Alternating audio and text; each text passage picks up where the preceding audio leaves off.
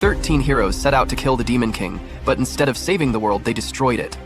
Alicia dreams of becoming a hero, but her failure changed everything. The only solution? Hand over a single child to the beast, Clevatess. Who is this child? And why is he humanity's last hope? Stick around. This story is nothing like you've heard before. Our story begins with a beautiful girl training and practicing with her staff. Her name is Alicia. Meanwhile, her father, a skilled farmer, was tilling the field. He calls out, "Come on, let's go home." Then they return to their beautiful and modest home. In the evening, the father carves something, and Alicia asks her father a question. "Tell me, father, why is everything around the city of Aditya on this map black?" He tells her that the situation in that area is probably very dangerous, but they don't know what's there. We know there's something beyond the continent of Aditya, but dangerous dark beasts live in the dark places. And the 4 lords of the dark beasts who protect the east, west, north, and south have destroyed all the expeditions we sent. We have prevented the 4 dark lords from going to and beyond the reaches of Aditya for many years. But if the legend is true, there's an old legend that a hero will use a weapon given to him by King Haydn and defeat the 4 lords. Then, people will know the true size of the world. Alicia asks him, "Are the Dark Beast Lords strong?" Her father tells her, yes, they are very strong. It's said they can split the sky and earth. That's why heroes, or the hero, must obtain a special weapon from King Haydn. It's said this weapon is only given to heroes and makes its wielder much stronger. She says to him, "I want this weapon. I will become a hero one day and make the world much bigger." After that, the scene now shifts to this place or that carriage when it hits something, and the girl says, "Finally, father, it's time to find the answer to my dream." We infer that this girl is probably Alicia, and what we mentioned earlier was about her past with her father. After that, Katz talks about many treasures while this is Horgus, and the other is Mirlo and Mygo. They are all from different countries and are talking about the heroine, as the existence of a heroine is a surprise. Then they ask her where she is from, and they haven't heard her name yet, but Stefan interrupts them, saying, "I tell them we've arrived. We could be attacked at any moment. Stay on alert and keep your hands on the trigger." Then the carriage driver stops and tells them, "I'm sorry, heroes. The road has become too rough. The horses cannot go any further. You must proceed on foot." At that moment, a sudden attack comes, and they eat the horses in an instant, in a fraction of a second. The heroes quickly get out. Everyone takes their place and moves. They start aiming at their eyes and kill many of them. Then they advance quickly, killing everyone in front of them without mercy or pity. They are truly strong, but can they hold on for longer? And what about the king of those monsters? After that, powerful venomous snakes emerge and spray their deadly poison, but Stefan uses a powerful cutting wave and kills them all. After it cut off its head, it started to move and bite, but it was hit by an arrow in the eye by its friend. Finally, they reach the lair of the Dark Beast Lord, and if they reach the summit, they will be the first heroes to fulfill the legend we mentioned earlier. At that moment, the Demon King emerges. He was at the top, and uses his high destructive power to shock the entire mountain. Yes, my friends, he is one of the 4 lords of the Dark Beasts, the ruler of the far south of Aditya. Here, Stefan steps forward and says, "I swear we will destroy him." But when they advanced, the monster instantly killed him as if he were a fly. Not only that, but things got worse and worse, and he killed them one by one. Alicia tells them that the attacks are coming from the shadows. "Everyone, get away from the shadows, quickly, jump!" Everyone started to pay attention, but one of them also died when he tried to attack it, and another was also killed in a very difficult way. Alicia was jumping from one point to another, trying to evade its attacks. Then the monster speaks and says, "What are these insects, and why have they come here?" More than 1,000 years have passed. Then Alicia finally launches her decisive attack directly at its head, but it strikes her with a very powerful blow, severing her leg, as you can see. It's very difficult. Then she says as she dies, "I'm so sorry, father. I failed. I couldn't get the answer to my dream." After that, we now move to the kingdom of Haydn, where we see some humanoids crafting a weapon. Then they look up. Perhaps something is coming. Yes, my friends, it's the decisive moment. A black wolf monster appears, exploding entire areas. The dark beast spreads terror and destroys the land. Its power is enormous. Then it tells them, "The heroes who invaded my land said that the king of Haydn chose them. This means the king is now in that castle, but I will kill everyone who stands in my way, just as they did before."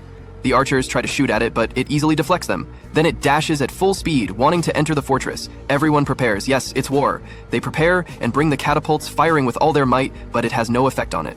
Nothing affects it. It's very strong. They try again, but it's useless. At that moment, it kills them all.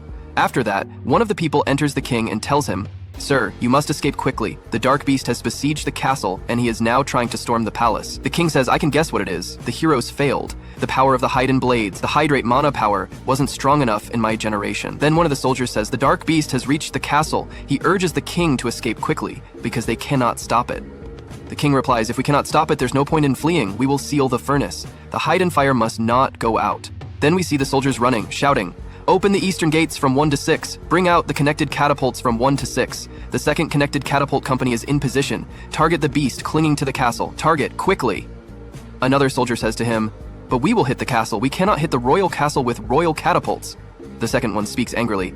"All we have to do is protect the king and the king's furnace." Then the beast speaks. There was something different about the heroes, and the soldiers start firing arrows and weapons at it, but it deflects everything. The weapons, as I expected, those red blades hurt my horns. Even insects can pose a threat to them. If that's what distinguishes the human race, I must verify it myself before it grows stronger. We see the king open this gate, but the beast destroys it and enters the king's palace, saying to him, "I found you. You must be the king of Haydn." Then the king says to him, "A monster like you has no right to use human language." The lord of the dark beast tells him, "I will destroy the entire human race if I don't like your answer. Not just the people of Haydn, but Dawn, Org, Saladon, and Paint, all the nations and people of Aditya. Even if I kill you and destroy your nation, if the rest are like you, more will come to disturb my lands. So, I want to know the true nature of humans. You, who wear flamboyant clothes and walk on 2 legs, what kind of creatures are you? Answer me." The king replies, "A monster like you will never understand." The king doesn't finish his sentence as the beast immediately cuts off his neck. The lord of the beast then destroys the rest of the city, saying to himself, "I will first build an army and exterminate the humanoids." On his way, he hears a child crying loudly. He goes to it and realizes it's a child from Haydn. The child's mother asks the beast to save him. He tells her that he, Clevatess, has decided to destroy all humanoids. "If you want anything, it's that you gave birth to a human child in Haydn." She tells him that children cannot choose the time or place of their birth. "Whatever atrocities adults have committed against you, that cannot be a reason for this child to die." "What? He's too young to stand." The Lord of the Beasts replies, "From my point of view, a humanoid remains a humanoid. It doesn't matter if it's a child or an adult, he will carry a sword when he grows up and will come to harm us, the dark beasts. He won't be content with his current lands and will invade our lands. Moreover, he is dangerous and troublesome, so I will eliminate him." The beast takes the small child and says to him, "I'm still not convinced, but human life is just a moment from my perspective, so prove it to me." After that, we see this map, and in the land of Aditya, there are 5 humanoid races. The first is the Dawn race, who are the most numerous and skilled in architecture and military planning. They built 2 great nations that divided the Dawn plain in the middle of the continent, Aslan and Bolit. The second of these races is the Org race, brave forest dwellers who excel in hunting and medicine. The third race is the Salado race. They don't like to interact with other races. The fourth race is the Paint race, a barbaric race that lives in the desolate lands, sleeping individually but divided in cohesion. The other race is the Haydn race. They are the oldest and most mysterious race. Their specialty was in the arts of refining and shaping metals. Haydn is a small nation in the middle of the mountains. They are the only ones capable of making weapons from magic stones and the only ones who know the necessary techniques for that. They are the royal family who live in the capital, Hydrate. They have a long history of selling weapons to the Dawn race. These days, Haydn half-breeds are the most common. Pure Haydn individuals are rare. The world extends beyond the lands of Aditya, but these 5 races know nothing about it because the dark beasts live outside the lands of Aditya, and their 4 lords block the way. After that, we go to Moon Mountain. We see many monsters in front of this small child, but the Lord of the Beasts comes and puts the small child to sleep, saying, "I can restore its strength, but that will only delay the inevitable. It won't solve the real problem. What is wrapped in this delicate form? I assume it's to protect its frail body, but it will soon be covered in its waste again." But the beast didn't know what it wanted, so the beast became annoyed and threw it into this hole. Then he takes it again, saying to him, "I promise you I will take care of you until you grow up, if I am to decide the fate of all humanoids living in the land of Aditya." Suddenly, Alicia wakes up from her sleep and wants to attack the Lord of the Beasts, but she doesn't have a sword. The beast tells her, "I threw the bodies of your companions and your weapons to the bottom of the ravine.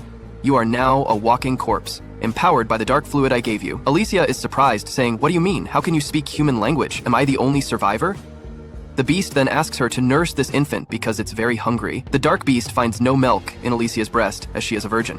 He is puzzled by this. She informs him that only a mother who has given birth can produce milk. The dark beast becomes greatly annoyed. Alicia then asks him to kill her again and relieve her of this humiliation. He tells her she won't die because the dark fluid runs in her veins. The child begins to cry again. The dark beast uses its power to restore the child's energy, but it can do nothing about its hunger. Alicia asks him, "Why do you even have a human child?" But he doesn't answer her and asks her for a solution to silence the child and satisfy its hunger. Alicia tells him, "If he doesn't have a mother, you must find a wet nurse, who is a substitute for a mother. She produces milk if the mother can't. And if you don't know anyone, you must hire one with money or its equivalent, like these diamonds in this mountain. 1 diamond from this mountain is enough to hire a wet nurse." Alicia thinks that if she had her sword, she could attack him, but she is helpless because she can't move her body, as he controls it completely. He asks her to go together to hire the wet nurse. She tells him, "Wait, You can't just go by yourself. If you go in this form, you'll cause panic in the entire city, and you'll never find your wet nurse. Give me this child. I'll go instead of you. She thinks to herself, I cannot allow this monster to approach a human village. I will find a wet nurse and give her the child. The dark beast refuses, not wanting her to die out of his sight. But this child might not grow into a healthy human because I'm holding him incorrectly, and then I won't be able to decide. At that moment, the beast transforms into a beautiful woman, the same appearance as the child's mother. Alicia is shocked by what happened to his body. The dark beast informs her, I control shadows, and this is a form for carrying this child. I've hidden the rest of my body. Then he hides his tails to become like an ordinary woman, except for a horn in the middle of his forehead. He then thinks of giving himself and the child names to move in the human world. The beast names himself Clin, and the little child Luna. Then he learns the hero's name, and they then head towards the city. After that, we see Alicia cleaning the child, and the transformed beast orders her to clean it well and take extreme care. Then he orders her to take off her clothes and bathe in the river, because her clothes are wet and might affect the child. He gives her the child's dirty cloth to wash with hers. She begins washing this piece of cloth and finds the emblem of the Haydn royal family on it. She realizes that this child is from the royal family. On the other hand, we see this young man riding his horse, wondering what happened in the city and how one dark beast did all this. He blames the king for sending warriors and provoking the dark beasts upon them. He says that the princess's fear was justified, and the plan was for her to escape the castle with her son, meaning the little child is the princess's son. But this young man doesn't know what happened and calls out, is anyone alive? But no one answers him. On the other hand, we see this gang, and their leader is named General Drill. He orders one of his followers to send a messenger to inform the emperor that the legend has fallen with the destruction of Hydra Castle and the probable death of the king. We must move to another place. There's a possibility of dark beasts gathering from the south as well, since it's undefended. But more importantly are the secrets of arkansite crafting, which only the Haydn royal family knows. We must not let another nation steal them before us. I will return to the border and restructure our armies. This general then orders one of his followers named Maynard to stay here and search for survivors of the royal family and their relatives, and to capture them alive if he finds any of them. The scene then shifts to Alicia, who screams and holds this garment high, saying that this child is from the royal family and only members of the royal family are allowed to wear this emblem. This means this child carries royal blood. Did you know that when you kidnapped him? The transformed beast informs her, I did not kidnap this child. Before him, no child looked like this form I'm in. Alicia is surprised and calls him a liar. The transformed beast replies, I'm telling the truth. I found him under the rubble of the destroyed castle. The castle was destroyed while I was killing the king of Haydn. Alicia is greatly shocked that he killed the king. That's because you attacked us first, Alicia tells him. If the king is dead and this child is from the royal family, everyone will search for him because it's said that only the kings of Haydn can master the art of arkansite craft. The transformed beast realizes that this crafting is the making of the weapons they were fighting him with. I was wondering why I decided to raise this child, but I understand now that he carries a fate of blood he cannot resist. It's also interesting. So I will make him king, and then I will support him in ruling from the shadows. I never had an interest in ruling, but if I'm going to observe humanoids, I'd rather do it from a high position. It will be fun to put my servants in power too, so I can destroy them whenever I want. Luisha is very afraid of this talk, and thinks deeply about it and the fate of the world after this. But he is very interested in this child, and if he is taken or killed, it's probable that all humans will be killed. I must prevent that. This is my last mission as a hero. They then continue walking to search for this wet nurse. Suddenly bandits appear, and one of them attacks the transformed beast off guard.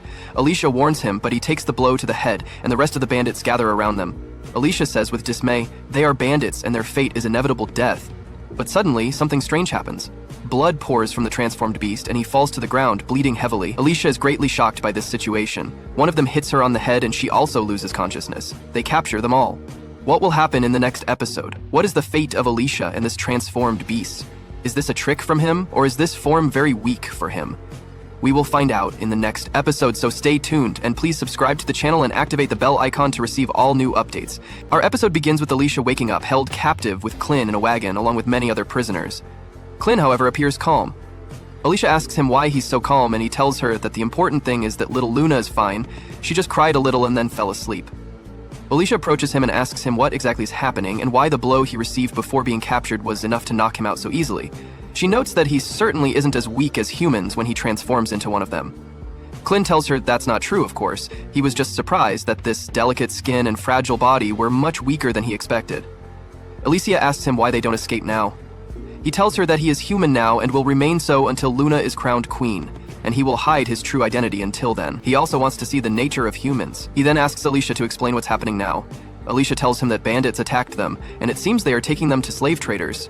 She explains that the bandits are bad humans and never hesitate to use dirty tricks to achieve their goals, and he shouldn't generalize all humans based on these scoundrels, as there are many good people. They then arrive at their destination and get out of the wagon. When one of the prisoners tries to escape, a bandit stabs him, killing him, and they threaten everyone that they will kill anyone who tries to escape. Then, one of the gang members takes Alicia. We then see a woman named Carmi calling out to Clin, surprised that he's with a baby girl, and invites him into her house.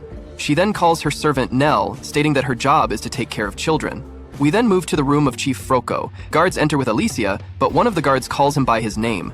The chief gets angry and tells him never to call him by his name, but rather Chief, because their previous chief, Zizak, left and never returned, and he is now in his place. He warns that if no one calls him Chief, he will fire them all, and it won't be him doing it, but rather the beast Betty. When Alicia sees the beast Betty, she's impressed because it's a dark beast from the west, and she's surprised that the chief raises one as if it were a pet. The chief then takes a bag full of red stones and approaches Alicia, saying, "I was told you brought these from Mount Luna, the dwelling of Clevatess, one of the 4 dark beast lords. I was told that King Haydn sent 13 heroes here with sacred treasures, but they failed. One of those soldiers was a woman, and you can't find anything of this purity in human lands. Is this a coincidence? Are you among the 13 soldiers who went there?" He then asks her if she knew that Clevatess attacked Hydrate and destroyed its castle. The chief then pulls out his blade, and Alicia is surprised because that red blade can only be made by the kings of Haydn, and the redder it is, the purer it is. It's said that using weapons made from it makes the wielder much stronger. He then tells her that this blade is fake. They don't just sell slaves, but also fake weapons, because most people are foolish and can't tell the difference between fake and real. He tells her that there are 2 ways to collect sacred treasures: either become a hero recognized by the king, or steal one from a dead hero, which is easier. However, most heroes die at the hands of dark beasts in their lands, making it impossible to find them after death. He then asks Alicia where her sacred treasure is, and where the treasures of the other 12 heroes are, but Alicia refuses to answer. The chief tells his guards to make her talk and lead them to the sacred treasure tomorrow, as she is the only key to finding the 13 treasures. They then leave. We then see Clin in the restaurant, working as a servant, serving meat to everyone, and they mock him. We then see Carmi talking to her friend about Clin, saying he's a strange boy and that horn on his head made her think he had ogre blood, but he's very pale and his body is weak. We then see the girl Nell carrying a drink, and one of the guards deliberately knocks her down and takes her outside to punish her. They beat her and leave her. Clin immediately kills them and hides them.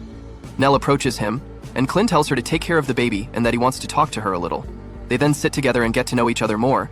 Nell tells him that she has been here with the Ravens since birth and doesn't know who her father is. She had a mother, but she always saw her from behind and doesn't remember her face at all. Her mother was a slave and the bandits always beat her.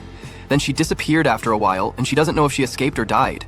But after that, everyone started hurting her instead of her mother, and she lost most of her teeth and became deaf in one ear from all the beating. At that time, she realized that her mother was protecting her, and they were always treated like animals. Things got a little better when Carmi came and taught her how to deal with those men, and things became less bad than before, and she got a job taking care of children. Clin asks her that if she gave birth, she can breastfeed children, so where is her child?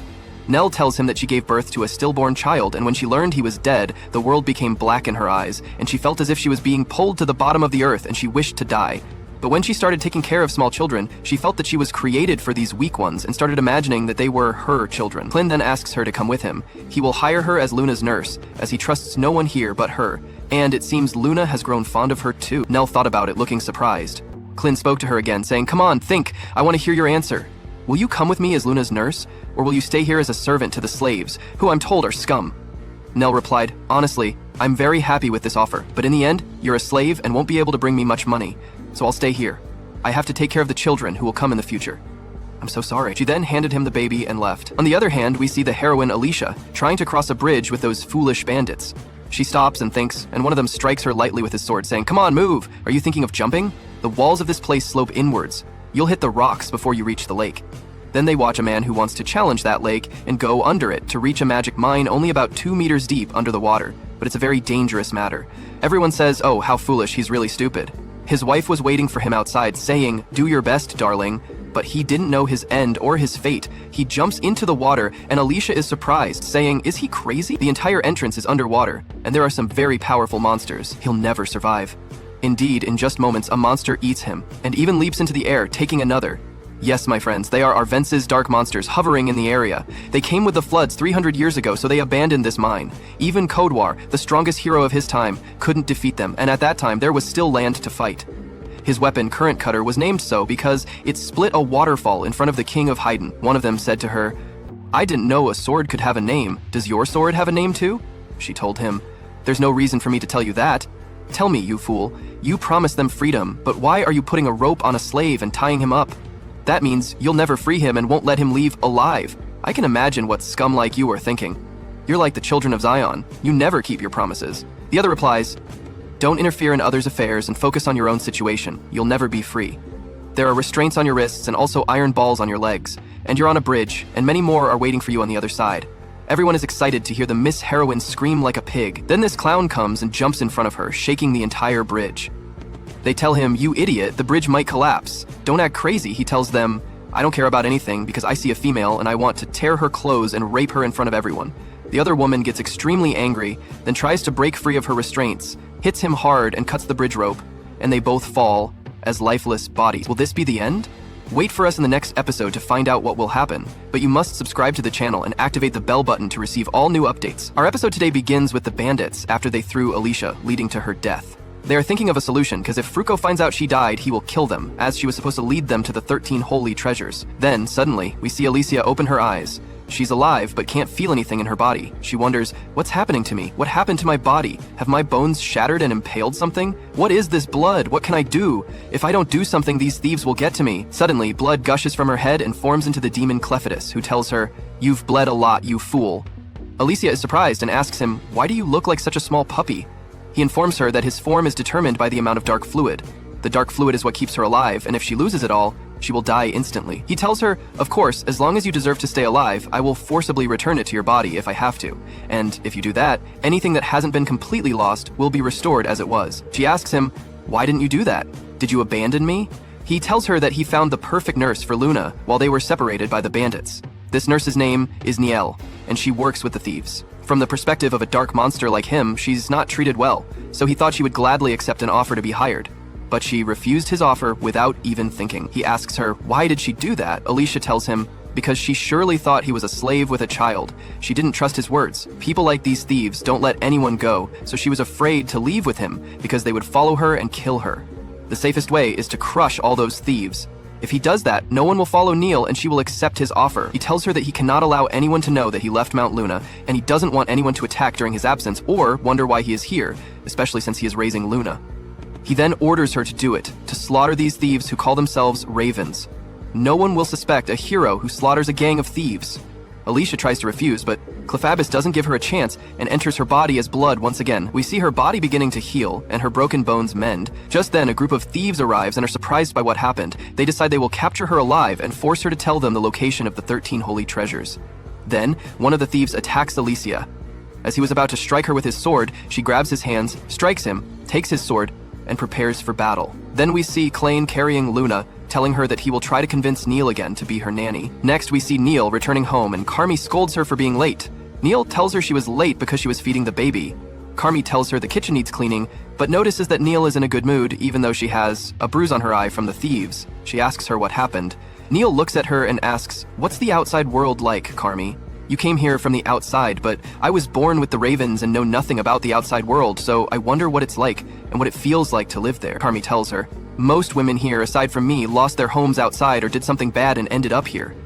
I don't have any good memories of the outside. Why are you asking me this now? Are you thinking of leaving, Neil?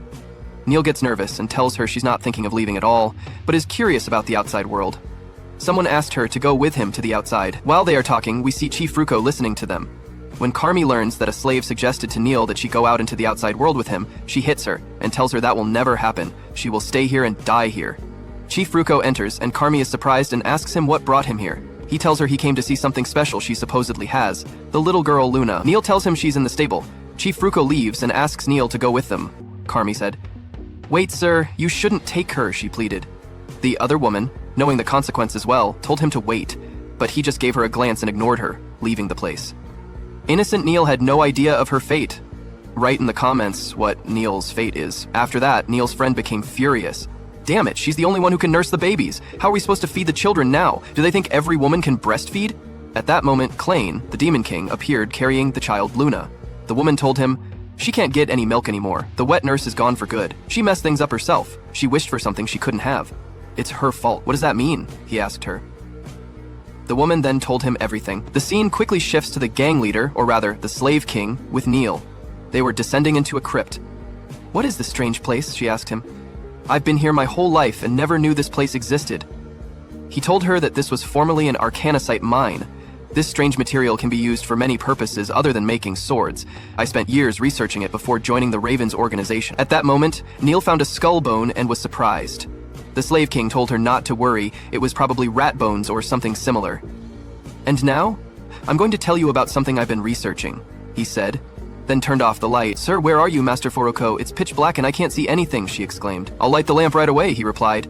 At that moment, he lit the lamp and surprised her with something very strange, a giant monster. "Now I will tell you about my field of research," he said. "I've been using a mixture of arcanasite powder with various other medicines and using it to control dark monsters. And now, we are going to punish the traitors and you are one of them. You wished for something you shouldn't have wished for and your punishment is execution. You will be this monster's dinner tonight. No, not tonight. Right now. This very moment." He then ordered the monster to eat her. The monster indeed swallowed her and she remembered Klain saying, "Come on, I'll get you out of this utter darkness."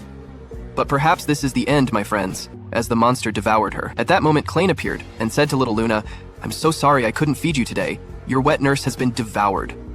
The boy cried loudly. Klain told him, "Don't cry, little one. Eating and praying are the order of this world. This applies to animals, humans, and of course, dark monsters too. If they are hungry, they must eat or die. That's how the world is. Survival of the fittest, my friend." Korora was surprised and said, "Who is this child?" But Klain didn't answer him and looked at the large monster, saying, "Perhaps it will get its punishment now." However, the slave king ordered the monster to devour Klain, but the monster was terrified, thrashing left and right. At that moment, Neil emerged from its insides. Then Betty vomits Neil. When Klain looks at her, he knows she's barely breathing. He places Luna next to her, telling her that he has neutralized her stomach acid, so he wants her to stay by her side, granting her peace until her last moments. At that moment, Neil and Luna move away. The slave king asks him, "Where did the child and the woman go? What trick did he use? Is he using a specific magic or not?" Klain doesn't understand his words. The slave king angrily orders him not to pretend to be foolish, saying that while magic is still a topic of discussion, he doesn't think he's just a stupid old man, as his generation invented the basics of magic. Then he asks him to observe this, as he will teach him the basics of magic. He then tells him that this powder is made of arcanasite, some herbs, and crushed larvae of a long-legged parasitic fly. These larvae have the effect of destroying the mind's ability to think and allow control over it. It just took time to refine, of course, and the only thing that can be completely controlled is a female troll, but one day he will control all dark monsters. And this is his magic, as magic is the term he uses for a new technique that allows them to use arcanasite to control any natural phenomenon. At that moment, a foul smell emanates from the bottle. Betty smells it, and the slave king orders him to crush Klain. Betty indeed runs towards Klain and punches him hard in the face, causing him to bleed. Klain becomes very angry because Alicia didn't tell him anything about magic. Then we see Alicia hitting these men. Alicia remembers that time when she was playing with her father, where her father tells her that her fists must be strong and her wrists relaxed when striking with a sword. Alicia asks him how she can become stronger. Her father tells her that she must never hesitate to hurt her enemy, never hesitate to use her techniques, and never hesitate to endure pain. Hesitation makes the body stiff, and that stiffness makes her strike slower and weaker. Once the stiffness disappears, she becomes much stronger, and most importantly, she must trust her sword. Then we return again to Alicia hitting the men. Everyone is astonished by her strength. Is she even human, they wonder? If we can't defeat her with technique, we'll defeat her with words, a man shouts, then attacks her, breaking her sword. These swords are too brittle for use, she says, unfazed, and rises again. She quickly flees from them. Their numbers are too great, more than 50 men. I can't fight them all without stopping. Even if I'm immortal, my energy depletes quickly. In fact, it seems the dark fluid that heals me also drains my energy. What will happen if I get too tired and can't run? They could catch me, they could do anything to me. And I wouldn't die. No one knows what horrors they might commit. I have to end this quickly. I need that legendary sword. She keeps running, and they chase after her, noticing where she's headed. When one man sees her going towards a jumping platform, his friend says, "She can't be that stupid. That lake is full of the dark beasts that killed the legendary hero. No one has come out alive from there in 300 years. Alicia thinks, just as I suspected, she's waiting for someone to fall, I've learned over the years. She escapes upwards, then jumps, breaking all the pillars and announcing, "It's feeding time, Arvin says water, dark beasts. Anyone who falls will be eaten." Everyone gets eaten, while she is safely hidden in a box, unseen. "I have one advantage the legendary hero didn't," she says. "Even if I suffocate, I won't die. I emptied all the air from my lungs before I jumped." Now I just have to bear the pain until I reach the bottom of the lake where the legendary sword lies. Thus ends today's episode of this anime. Wait for us in the upcoming episodes. If you liked the video, don't forget to subscribe and activate the bell icon to receive all new updates. Our episode begins with Alicia underwater, thinking to herself, I knew this wouldn't be fun, but the lack of air to breathe is unbearably painful. My head is going numb, I can't see, and my body is completely urging me to start flailing my arms. My mind knows I won't die, but my body resists to stay alive despite that. Hold on until you find the sword. Alicia then reaches the bottom and sees a red light at the seabed. She moves towards it, saying, my body is so heavy, it's numb and feels like lead, but once I reach the holy sword, it will make me stronger. She gets closer to the sword and tries to grasp it, but a very large red eye appears. She realizes she isn't at the bottom of a lake. She's above a massive dark beast underwater. When Alicia tries to take the sword, the beast pulls her towards it, and she enters its mouth. She then remembers her father's words, encouraging her to fight, telling her she's very strong and can do the impossible. Alicia manages to escape the beast's mouth and takes the sword. Red magical power emanates from the sword. Alicia waves the sword in a straight line and swims away from the beast, saying, the reason the legendary hero lost in an environment where he had the advantage was likely this massive thing. This is a beast so huge it's hard to believe it's from this world. It must be ancient. There were rumored dark beasts that lived for tens of thousands of years, slept for long periods, and rarely appeared. This must have been extracted by chance during arcane site mining. Hero Kudwar lost without even realizing what he was facing. Even with the holy treasure boosting my strength, I still don't have oxygen. First, I need to breathe. Alicia tries to get out of the water and succeeds. The guards see that she has successfully obtained the holy sword. Suddenly, the black beast emerges from the water, terrifying everyone. It attacks and kills the guards. Alicia uses her sword to cut off a tip of the beast's leg, but one hero cannot fight an ancient beast from the beginning. She decides to flee. As she's leaving, one of the guards calls out to her, begging her to save them and apologizing, but Alicia refuses to help them and escapes quickly. The beast then devours them. Alicia looks at the beast and realizes it only lives in water and doesn't come out, but she's happy she got the holy sword. Suddenly, she hears Kalen's voice calling her, but he's not there. He reassures her, telling her he's talking to her through dark liquid. He says, I didn't see it myself, but the blood tells me you're done and got the sword, but it seems it was difficult. She tells him she ran out of oxygen and had to deal with an ancient beast. She gets angry at him for not helping her when he noticed. Helen apologizes and tells her he's facing a small problem, and part of this problem is why he's in human form and struggling with a technique he hasn't seen before. He asks her why she hid the existence of magic from him, saying he'll punish her when he sees her. We then see Chief Barocco running away from Colleen. He wonders about this young man and what school he came from to have such superhuman strength. While running, he trips and sees Neil lying on the ground with the little girl Luna beside her. Alicia arrives at Kellen and asks him, what's this smoke? Kellen asks her, what's that sword in your hands?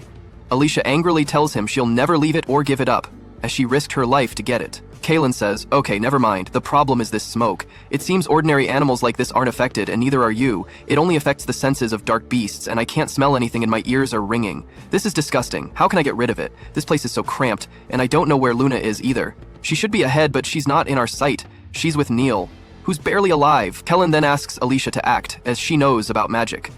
Alicia tells him she knows about it, but doesn't have the talent to confront or use it. Some people can use it, and some cannot. Arcanicite magic is used in everything he does, and for most people, it's just an ordinary stone. Still, some people, if they use it correctly, can extract its hidden power, as they say. For her, it's just an ordinary stone, but some of the heroes he killed could use this magic. Kellen leaves to search for Luna. Alicia asks him what he'll do if Luna is dead. He angrily tells her he won't do anything, but will lose any interest he had in humanity and destroy everyone. Alicia realizes that he will destroy humanity, and Luna is the only thing delaying that. They then start searching together. Alicia finds a bloodstain, and Kellen tells her that Neil was bleeding. He tried to stop the bleeding, but she shouldn't have moved at all. Either she crawled somewhere, or something dragged her. Either way, she couldn't have gone far. We then see Chief Barocco carrying the girl Luna. Neil tries to prevent him from escaping with her and holds onto his cloak. The chief hits her to make her let go, but Neil refuses. Barocco then decides he will cut off her wrist and pulls out his sword because he wants to escape with Luna, as he realized she has magical energy. At that moment, Alicia arrives and tells him to stop. Barocco is surprised and asks her what happened to his guards. Kellen tells him they died. The chief gets angry at them and tells them not to come closer, or he'll cut off the girl Luna's fingers with his sword. Alicia asks Kellen not to interfere at all and that she will handle it. She tells him she will make a deal with him and shows her holy sword. She tells him she will give him that sword in exchange for the girl, Luna. She brought it from the bottom of the sea with difficulty. She throws it far away and it lands inside the rocks.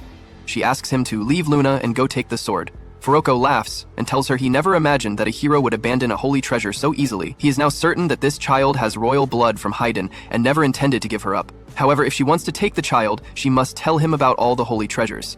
Alicia tells him that all 13 holy swords are at the bottom of the valley in the great cave on Luna Mountain. When Furuko learns this, he uses a teleportation spell and disappears with the child Luna, starting to move to escape them. Suddenly, Alicia knows his location and takes her holy sword and kills him.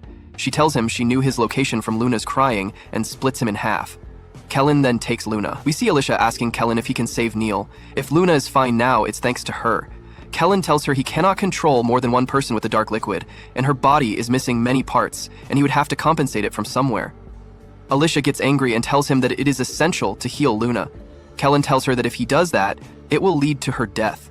Alicia tells him she doesn't care. She is a hero, and it is her duty to sacrifice her life for the hopes and future of the people she is supposed to protect. Kellen agrees and removes the dark liquid from Alicia's body. Alicia falls to the ground and dies. We then see Neil's body recovering, and she wakes up from her death surprised that she is still alive. Kellen tells her to thank the hero, Alicia, because she is the reason for bringing her back to life, but she will wake up soon as her body has started to rot. She is strong for a human. Then suddenly, Alicia's body starts to move. She recovers and wakes up again. Kellen then gives Luna to Neil and tells her that her name from now on is not Neil, but Niel Loro, and she will come with them wherever they go. Niel Loro is very happy and agrees. Thus ends our episode today of this anime. To follow more episodes, please subscribe to the channel and activate the bell icon to receive all new updates. Our 5th chapter begins with Clint informing Alicia that he will confiscate the sacred sword. He explains that its presence will draw too much attention to her. Alicia is immediately distraught and refuses, but Clint ignores her pleas and hides the sword. Alicia is saddened, and Clint reassures her that he will return it when she truly needs it. Suddenly, Nellaroo arrives with the young girl Luna. Nellaroo tells Clint she's ready for their journey and has gathered everything they'll need, even dressing Luna in new clothes. Alicia asks if carrying so many bags and Luna is a heavy burden for Nellaroo, but Nellaroo replies that she feels remarkably light. Alicia realizes that Nellaroo must have lost a significant portion of her body and that Clint replaced it with parts of a large, muscular human. Nellaroo then approaches Alicia and offers to carry her sword and shield if she wishes. Alicia thanks her but explains she no longer has a sword. Nellaroo recalls Carmi once telling her that Chief Furuko kept all the good swords in his office, suggesting Alicia could sneak in and get one. Alicia is excited and asks Clint for permission, which he grants, allowing her to retrieve one sword. As Nellaroo walks with Clint, he tells her that Alicia is incredibly strong, having eliminated the bandits and cleared out the area. Nellaroo responds that she won't miss anything about this place, as she never saw anything good there, except for the fact that it was where she lived with her poor mother. She only wished she could have said goodbye to Carmi. Suddenly, a man descends from the sky and declares to Clint, "I've found you." Meanwhile, Alicia barges into Furuko's office to find a sword. She discovers some money and takes it, then finds a powerful and sharp sword, not a sacred one, but still formidable. As she's about to leave, the wall of the room suddenly collapses and Clint enters.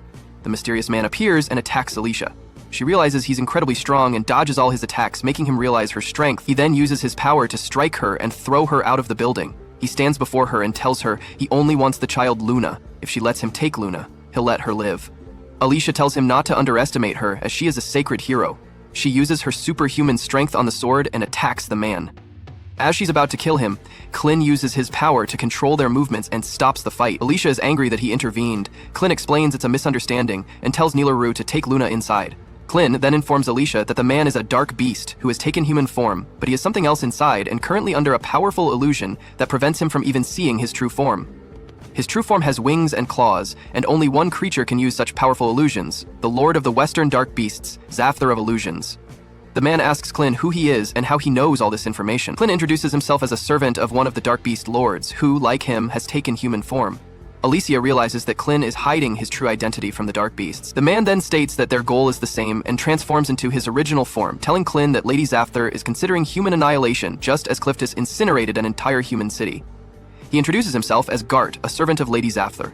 He asks Clint to show him proof that he is indeed a Dark Beast. Clint reveals his powerful tail, which is enough proof for Gart. Gart then returns to human form. Alicia is terrified, realizing she is standing before two Dark Beasts who can easily transform into humans. She wonders if there are others, and if this means the sacred heroes haven't been fighting the real battle, and the human world is smaller than she imagined.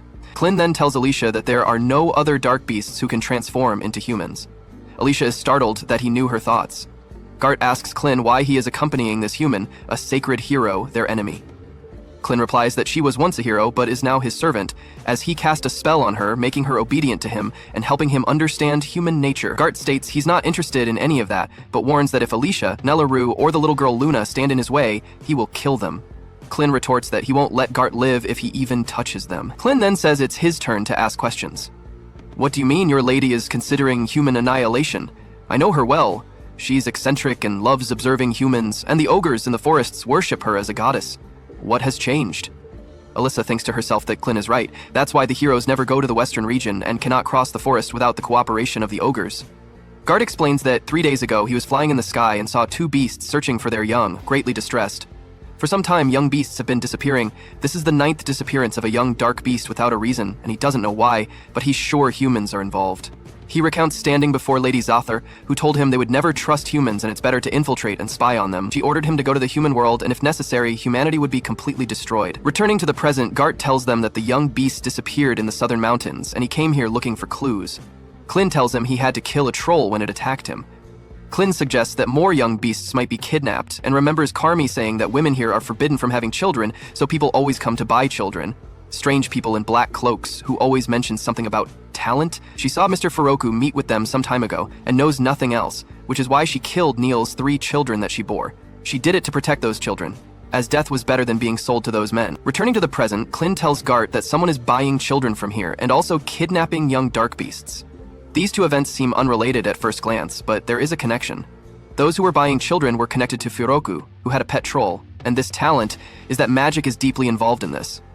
Alicia says she knows nothing about magic. It's not her field, but it seems like something those who use magic as a tool of war do. They have appeared in the past few years and changed the way battles are fought. In the Dawn Plains, where Paulette and Aslan are currently fighting, the skill of the magician often determines who wins. The first to bring them to the battlefield was General Drill, the Dragon Slayer, and that general was the cause of her father's death. Clin then asks her, "Did you come to kill me instead of killing the man who killed your father?" Alicia replies that it was her father's wish. The scene shifts to the east of Highgate, where Aslan's camp is located. Commander Rod is directing the army when Miguel arrives and informs him that their forces have annihilated the vanguard, and Paulette's army, led by Drill, continues to advance south. They number 1,000 soldiers and will try to occupy Haydn. Rod tells him they only have 6,000 soldiers, which is not enough, and Drill's army will take 3 days to reach here. They are now heading directly to High Gate, and the fortress has a large gate to the east and a smaller one to the west. They will fight with all their might, but this will require Haydn's cooperation, and they sent messengers but received no reply, so the situation there is clearly dire. Miguel asks if the rumors about Clevatess' attack on the castle are true. Rod believes so, and says they sent Paulette Drill, their strongest general, and they are likely after the royal smelter. With this smelter, they can create a sacred treasure, and it would be very bad if they took it. This smelter is also the oldest magical artifact in the world, and anyone interested in magic would desire its secrets more than anything else, as he was told. Miguel tells him that Paulette's magical forces are much stronger than theirs, and it will be terrible if they take it, and they must stop them. Then, a guard rushes in and informs Rod that the large eastern gate is opening now. We then see General Drill standing before the guard Menard. Menard tells him that King Haydn was killed, and the crown prince is safe elsewhere. The problem now is the 6-month-old son, the only child confirmed to have royal blood, who was taken by a tall boy with black hair and is now missing. However, the Ravens have just informed him that they found a child from Haydn matching the description. The general tells Maynard, "You are the strongest magician in our army. Go now and bring that boy." This concludes our episode. To follow more episodes, please subscribe to the channel and activate the bell icon to receive all new updates. The next morning, Nell offers Clevatess a cup of coffee and asks where Gart might have gone. Clevatess tells her that he flew off to report what he's learned about magic and wizards to his master. He then tells Nell to act cool, insisting that Gart is no longer suspicious of her anymore. Soon, Alicia returns after questioning all the merchants in town, and she reveals that Haydn is a complete mess. From what she's gathered so far, the Balit country broke past the Haydn border and invaded it. Means remaining forces are trying their best to fight back, but since their king is already dead, there's no chance of them winning. As for the Ellen country, they tried to stop Bolate's forces at Haydn's border, but it didn't work. Curious, Clevatess asks why Essen would risk resisting Bolate. And Alicia explains that both countries have been at war for ages, and Lynn is weaker in terms of magic. They fear that Bolate will become unstoppable if they acquire Haydn's forge. But Alicia reveals that even if Haydn still has control over the forge, they lack the magical knowledge to use it without their king, since they've never had wizards. Apparently, the late king forbade the use of magic within his borders. After explaining this, Alicia joins Clevatess to share a cup of coffee, while Nell takes Luna away to feed him. As she walks, Alicia takes a liking to her. revealing that she likes everything about her. So Clevatess thinks she swings that way and playfully reminds her that no amount of scissors would make them have kids together. This throws Alicia off guard as she struggles to defend herself, so she clears the air by saying that she's happy that her sword was able to put a smile on Nell's face. She then asks Clevatess what he plans to do next, since Luna becoming king will be meaningless if Haydn is completely wiped out. She adds that the Haydn royal bloodline holds the secrets to refining Aranessite ore, which is why Bolate is after Luna. She points out that General Drell leads the Bolate army and that he went out of his way to unalive her father when he retired. Back then, in Drell's twisted quest for power, he challenged and defeated Alicia's father, who was also his best friend. But when Alicia wanted to walk the path of revenge, her dying father begged her not to do it. Instead, he told her to become a hero and allow him to see the rest of the world. Presently, Alicia tells Clevatess that the only way to protect Haydn is for him to drive off the Bolate army. So, Clevatess decides to leave right away, but he forbids Alicia from joining him since he wants her to protect Nell and Luna. Before leaving, Alicia wonders if it's a bad thing to seek revenge for her father, despite his last words to her. She feels she's not a hero anymore, but Clevatess tells her he never once told her to stop being one. With that, Clevatess assumes his true form and travels, heading for Haydn. Elsewhere, General Drell breaks past Haydn's second fortress, so Essen's soldiers begin to charge in his direction to prevent him from reaching Hydrat. Meanwhile, after Luna falls asleep, Nell joins Alicia in a small settlement in the city where some folks beat up a bandit. As the bandit begs for his life, he sees Alicia from a distance and tries to reveal who she is, but she fades into a corner before the people can see her. Sadly, the bandit bites the dust, and while he hung with his other comrades, the townsfolk wonder if the story about a monster attacking the bandit's lair is true or not. As a result of the imminent war, the people decide to arm themselves with weapons to make sure that no one invades their lands. Later that afternoon, Alicia arrives at an inn and two dudes, Pete and Phil, begin to question who she is. Before anything bad can happen, their mother, Kari, shows up and scolds them for being rude. She then questions Alicia's identity, and at first sight, she figures out that Luna is a pure-blooded Haydn. So Alicia tells her that someone only hired her to protect the baby, and she's just looking for a place to lay low. Fortunately, Kari lets her in and charges her some coins for a room, while her sons help to carry Nell's bags. While they settle in, a bug arrives at their window, and from its eyes, Maynard confirms that Luna is Haydn's missing royal blood. So he sends all of his bugs to pinpoint the baby's exact location. Later that evening when dinner is ready, Alicia heads downstairs to get her meal, but her mood shifts when she hears the men at the bar talking about the late king. They mock the heroes and the king for failing to defeat Clevatess and joke about how they died. Though this annoys Alicia, she pays no attention to it and heads back upstairs. However, she senses that dark beasts are on her tail. And that's when one of Maynard's bugs breaks into the bar and unalives an unlucky dude.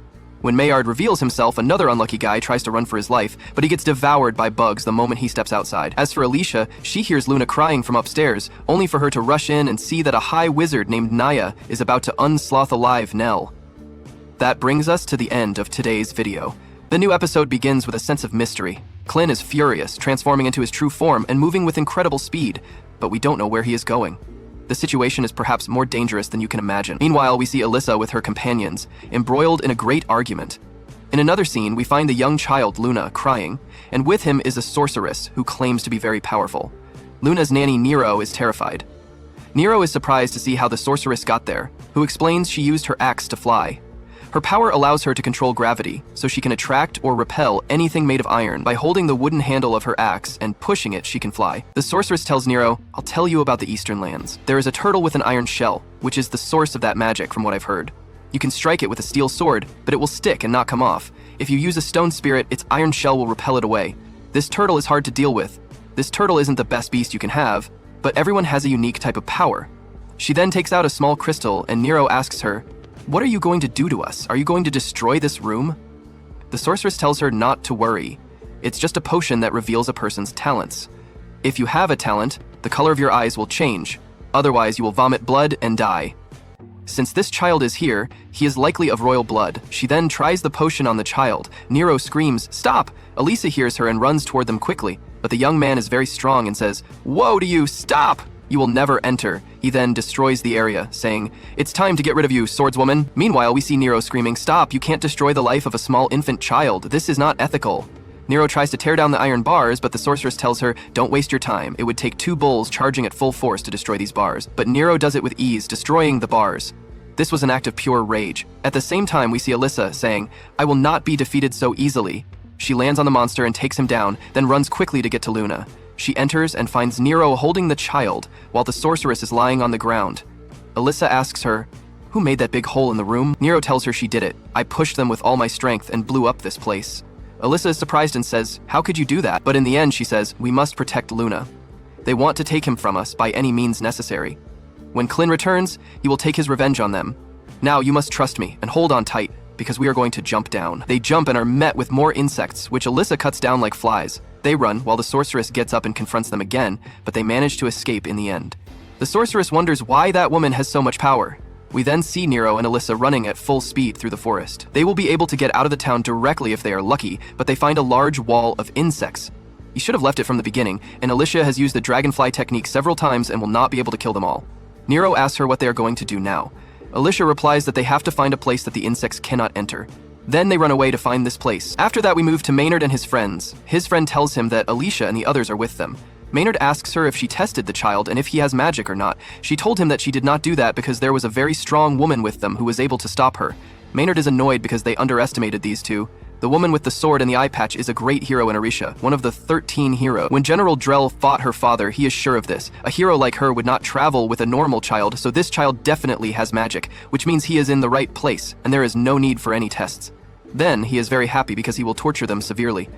Then he asks his friends to gather all the townspeople in the main square. When the townspeople hear that Maynard wants them all in the town square, they wonder why Maynard and his soldiers want to gather in the square. Maynard's soldiers are only 4 people, but the rest of the townspeople are armed, and even if they are not afraid of these insects that they are asking for.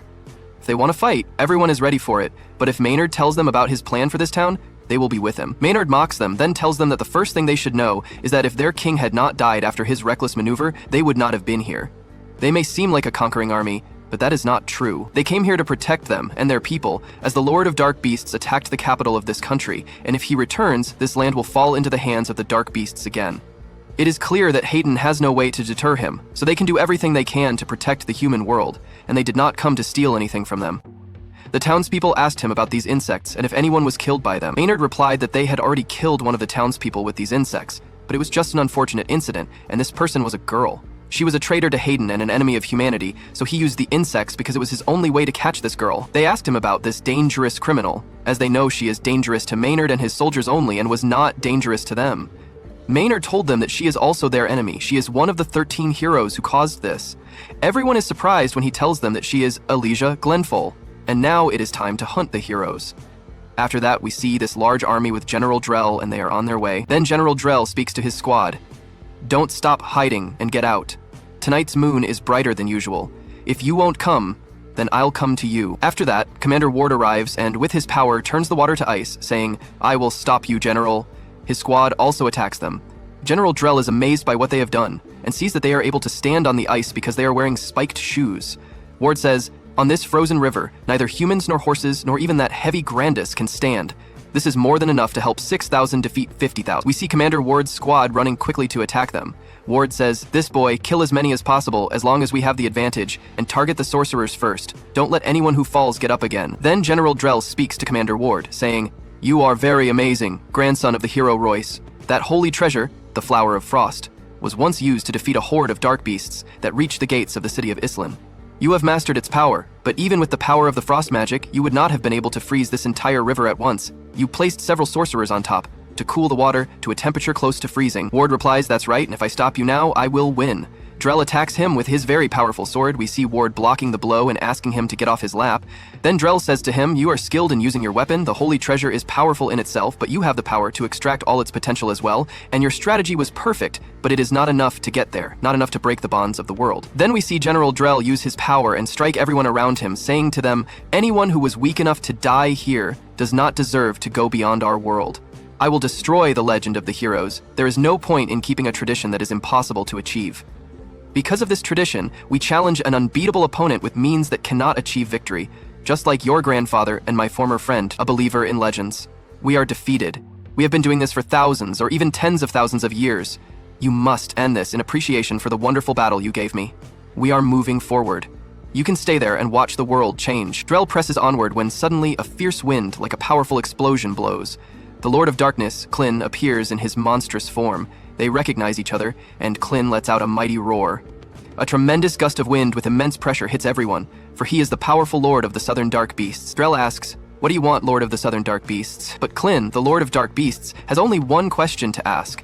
Where did this magic that you humans use come from? There are those who are kidnapping both human and dark beast children alike, and I was told it's related to the magic you use. Drell is surprised by this question, as he expected a Lord of Dark Beast to have more pressing concerns. The Lord of Darkness replies, "A lord must respond to any intrusion into his territory. Those who desecrate my land must die by my claws, just like the king of this land. This is the law and code of this world."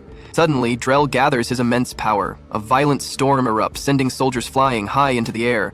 But in that moment, the Lord of Darkness, Clin, simply stabs him with his claws and says, "Why didn't you answer my question, you fool?" But Drell had a trick up his sleeve. He knew he would be stabbed.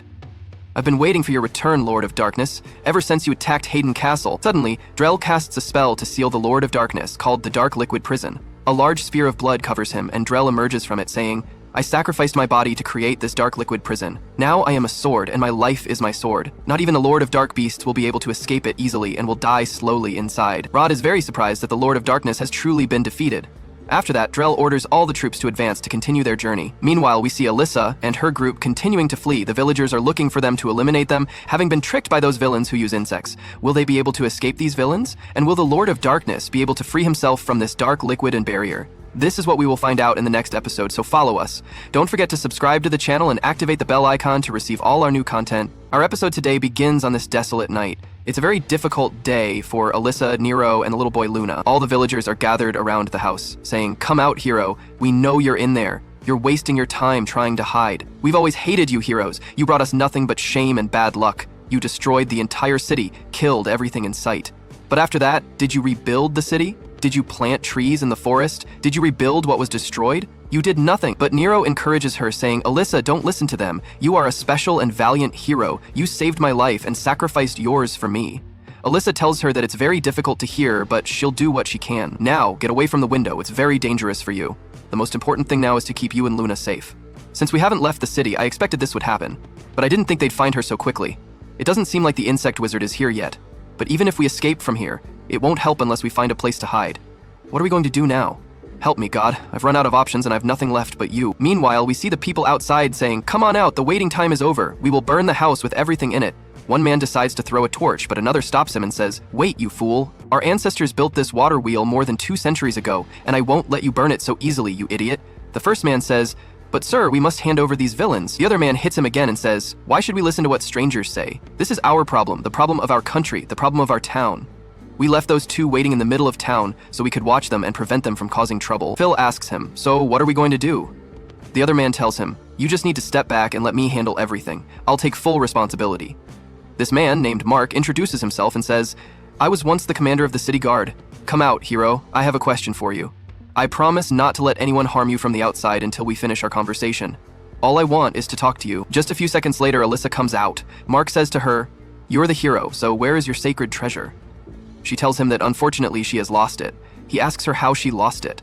She tells him that she didn't sell it but dropped it during her fight with the dragon bird, Clevatess. He learns from her that they fought and completely defeated this dragon. She says to him, "It's natural for you to hate me because things ended this way. I'm so sorry." He says, "Don't worry.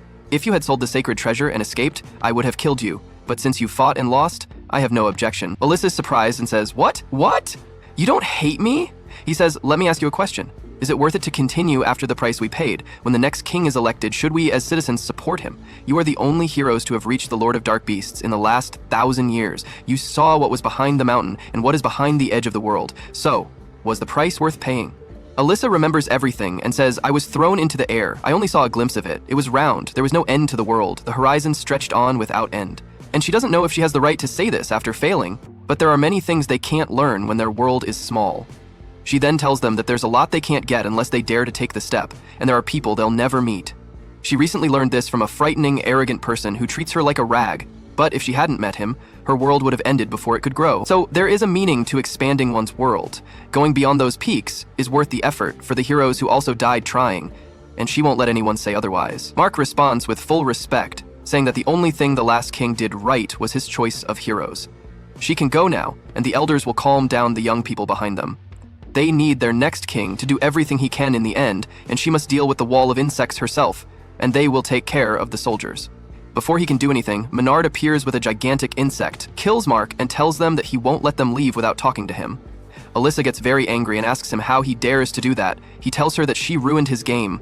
Alyssa doesn't understand what he means, so he tells her that he means the game in which he watches his hero Hayden get beaten by the people of Hayden. He then uses a power. At that moment, the army of insects appears. The men decide to go into their town now so nothing happens to him, and Alyssa will confront these insects. Alyssa kills a lot of insects, and Menard tells her that this is to be expected from her, as she is the strong hero, since she killed all those insects, and now she will stay to fight him. He is very impressed by the spirit of sacrifice within her, but he asks her what she can protect this way. He then tells her that she should remember something, and that these insects are poisonous, and if their big ones are distracted, the poison of the small ones will spread. In the air, there are bees, and on the ground, there are ants, even the small relationships hidden in the leaves, the most dangerous of which is the weight of a spider that destroys her blood. He has a powerful poison that can dissolve a small living creature from the inside out. He hates heroes very much, or rather, he used to love them but hates them now.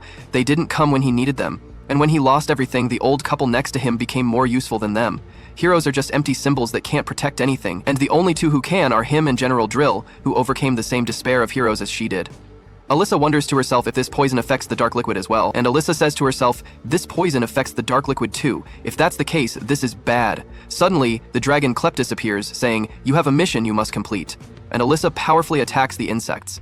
She then asks Clevatess what he's doing here. Menard speaks to Alyssa, saying, you look all right. I see you're struggling to stay on your feet. Has the poison started to affect you? We then see the insects gathering around them inside the room, wanting to fight her. A maid then speaks to the others, saying, fill the gaps between the building's planks. Crush every insect that enters. We can't let them take these two. They can't take the child. That child is our country's future. We just have to believe that the hero will defeat the insects outside and protect them both. The man says, I have the tools we need, and they begin to prepare the room to prevent any insects from getting inside. After that, we see Alyssa attacking the insects.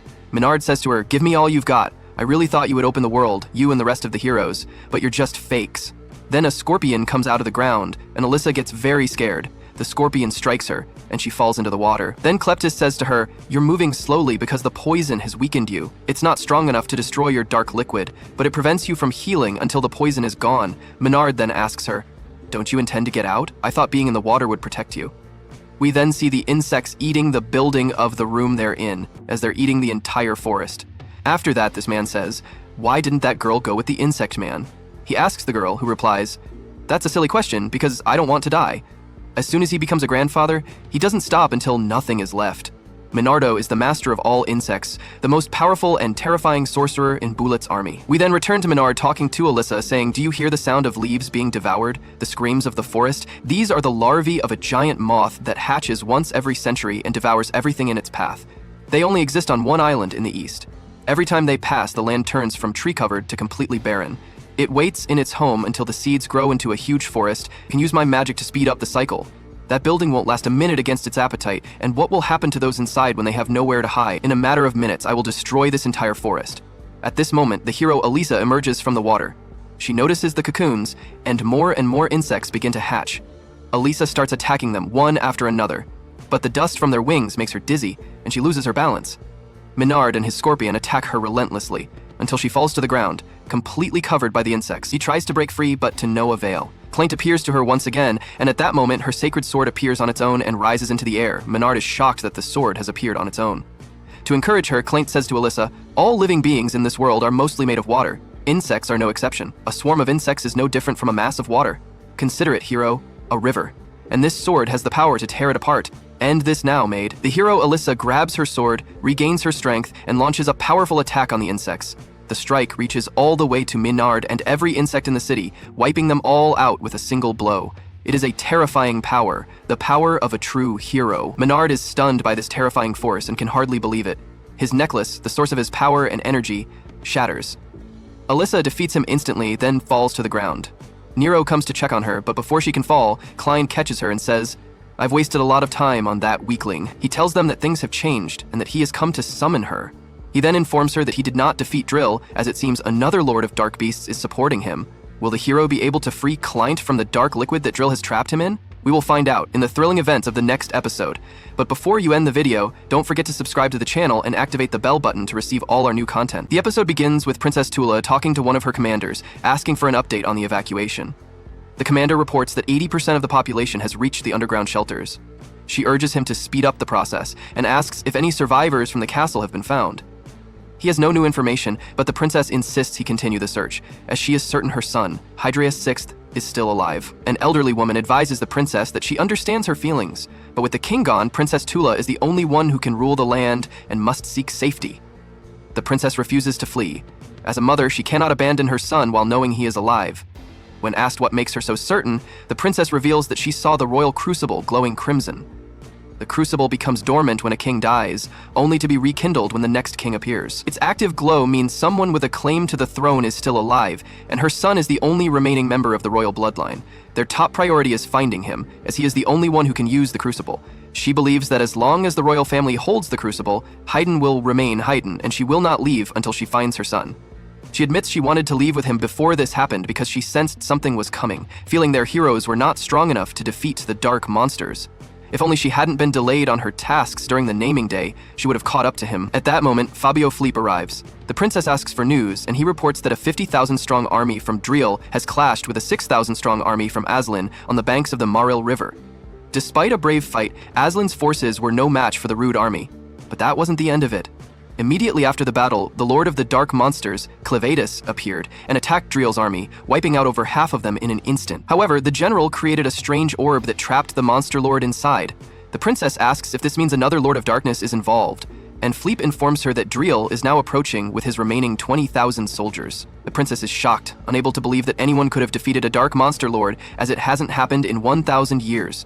Her grandfather, who wasn't even a hero, couldn't do it. This is impossible and goes against all their traditions. Fleep explains that Driel is a former hero who possesses a sacred treasure and believes he is worthy of it. The princess dismisses this, stating that someone who leads an army to attack another country cannot be a hero. She orders Fleep to bring her armor, as she will destroy his sacred treasure. This is her duty as a member of the royal family. She explains that she has the Scepter of Kings, the only item capable of shaping and destroying sacred treasures, and a treasure cannot be wielded by anyone but the king.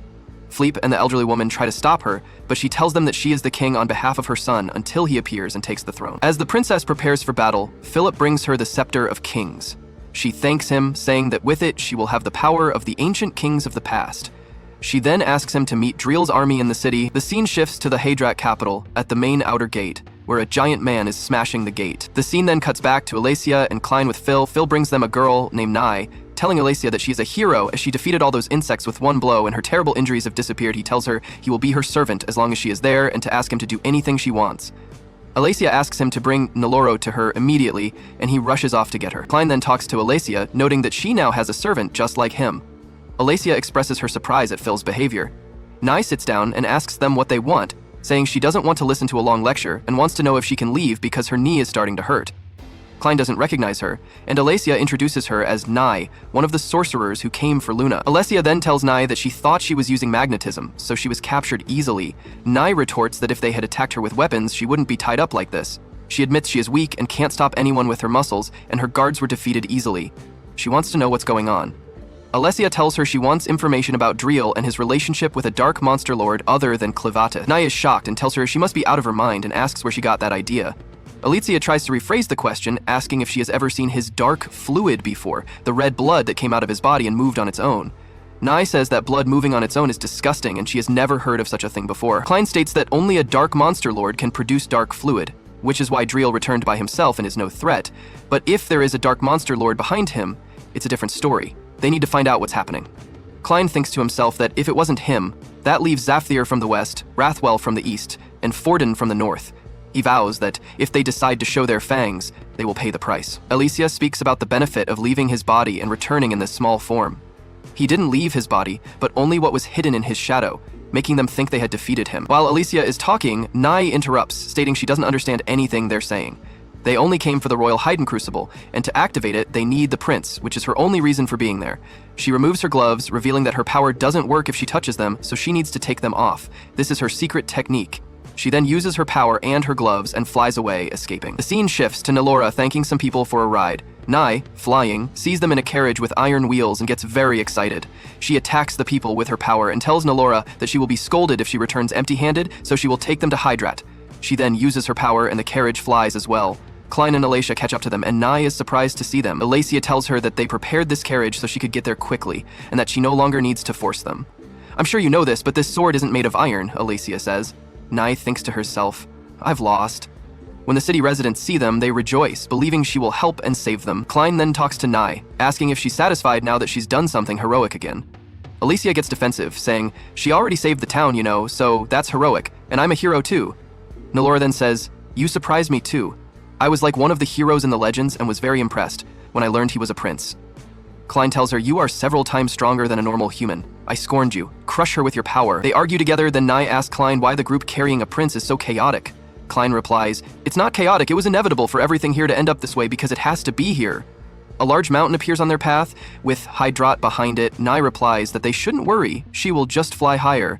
"I hope you all fall, except for the prince," she says. Alessia then speaks to herself, saying she has been ready for this for a long time. Trell killed her parents, so she has to hide her true identity. He must not know about the dark fluid. She will expose his true identity. When they arrive in the city, they see everyone fighting. Alessia looks for the commander and finally finds him.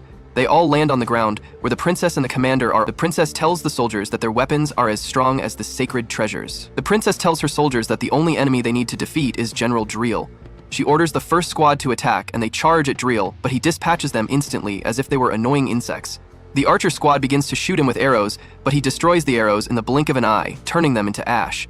The princess is shocked that he is using magic. The shield squad then forms a defensive line to protect the princess, but Driel shoots an arrow at them, and they are instantly defeated. He then moves toward the princess, grabs her by the neck, and threatens her. He tells her that she will never be queen because she is not of the royal bloodline, and he is the only one with the strongest royal blood. Therefore, he is now the ruler of the country, as the law states that if the direct heir to the throne dies, the title passes to the nearest relative with the strongest blood. "I have come to destroy that and to remove the false destiny from this world," he says. He begins to squeeze the princess's neck. The princess considers hitting his sword with the scepter of kings, but can't move.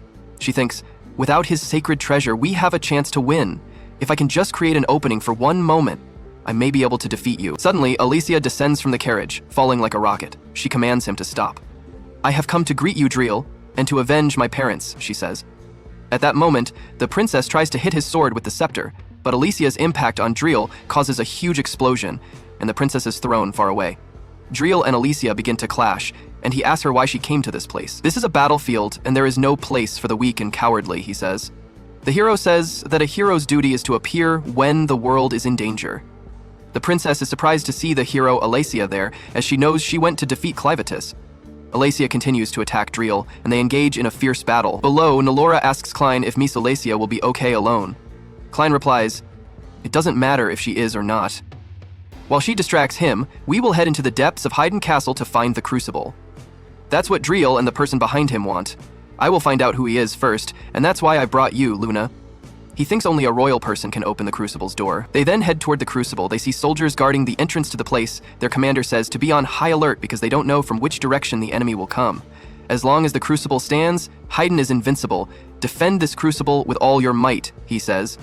Klein, in a hurry, points to a wall, not wanting to waste time. He orders Nalora to drop her things and break down the wall. "This is a good opportunity to test your strength," he says. "When I healed you, I gave you the power to protect Luna. Your explosive power now exceeds that of a troll. Don't think about things, just push with all your might." She pushes the rock with all her strength, and the rock flies high like a rocket at great speed and lands on the soldiers outside, hitting their commander. The soldiers are concerned about their commander, who is seriously injured. Many soldiers are injured as well. Suddenly, Klein uses his power and all the soldiers sink into the ground. Klein and his servant then head toward the entrance of the Crucible. Klein remembers being deceived by a half-dead child to take care of that child. But it is true that a child does not choose the time and place of their birth, and this applies to everything, whether human or not. Most of their fate is determined by what surrounds them at birth. It cannot be chosen at the beginning. He then stands directly in front of the door and places Luna's hand on it, at which point the door lights up as if preparing to open. Will Alicia be able to defeat Driel? What does Klein want from this Crucible? We will find out in the next episode, so follow us. Please subscribe to the channel and activate the bell button to receive all our new updates. In this episode, we begin with a bird in the sky. It suddenly lands on a seal, transforms into a man, and calls out to Clevatess, who is sealed inside a sphere. The man says, "I feel an incredible energy, so why isn't it coming out?" He then strikes the sphere with immense force, but it's unaffected as the shell appears to be very strong. At that moment, another warrior approaches him and says, "Young man, I saw you descend from the sky. Tell me your story. Is this magic, or what did you do exactly?" "First, I must introduce myself. I am Rod Royce, a squadron leader in the Aelin army." The man doesn't pay attention to Rod and walks away, but Rod says, "Please wait. Meanwhile, General Driel is attacking the capital of Hayden. Please take me to him since you can fly." The man replies, "You cannot defeat his power. You'll lose." Believe me, he is very strong. If you go there, you will just die, Rod says. I must do what I can. I cannot allow the Haydn royal family's appearance to be stolen. If that happens, it will be the start of something terrible. I believe someone wants to use magic to change the world. The other man thinks for a moment and says, magic? Then he remembers someone named Zephyr and says, is this what she was afraid of? Perhaps things will be great. Rod pleads with him to take him there. In reality, my friends, that red man is not a human. He introduces himself as Gart and tells Rod, I will take you there, but I have conditions. You must help me when we arrive and never ask me anything about myself. These are my conditions, and if you violate them, I will kill you. Rod says to himself, or rather to Gart, I can never betray my squadron, but I agree to what you say, and if I violate the conditions, kill me. Gart then transforms, his wings emerge, and Rod holds on to him. They fly through the air, and we learn that what he uses is not magic, but is a part of his nature. Perhaps he is a genie or a demon, and as you know, genies have special abilities that allow them to fly, be invisible, transform, and many other things. On the other hand, the scene shifts to Kalen, Nilro, and the little boy as they try to enter a door using a fingerprint. Kalen places the child on the spot, but the child pees on it. Nilro is quickly ordered to clean him, change him, and put a diaper on him. Kalen then looks up and sees that the building is very tall, but he decides to jump or observe from above. He jumps left and right and climbs up. The heat was so incredible that if an ordinary dark monster were there, it would be completely incinerated before reaching the bottom. But Kalen is not ordinary, so he jumps into the hall with great speed. Here, things are turned upside down. We see Nero, and when she turns around, she is shocked. Perhaps it is the king holding his head in his hand. The king who was killed and beheaded by Keolin earlier. On the other hand, we see that Kalen has finally reached the bottom. But he was hidden in his shadow because the heat was very intense and he would have probably been incinerated if he hadn't used that ability. He then picks up a stone and sees that the stones used in the building are not ordinary. He looks behind him and is shocked to see Nilro lying on the ground and the door opened, but he doesn't know who opened. At that moment, he sees the king and is very surprised, saying, how strange, I didn't expect to meet a headless king. Meanwhile, things were heated between Elisa and General Drill, but he was very strong, delivering deadly blows. He tells her, how do you call yourself a hero when you are this weak? Will then explodes the area where she is, but she manages to escape quickly. She searches for him and finds that he is heading toward the smelter, so she decides to go there to stop him. When Drill reaches the smelter, the commander arrives with her guards, who try to strike him with their weapons. Alyssa rushes toward him and uses the invisible spells and rising dragon spells to strike him, but she can't.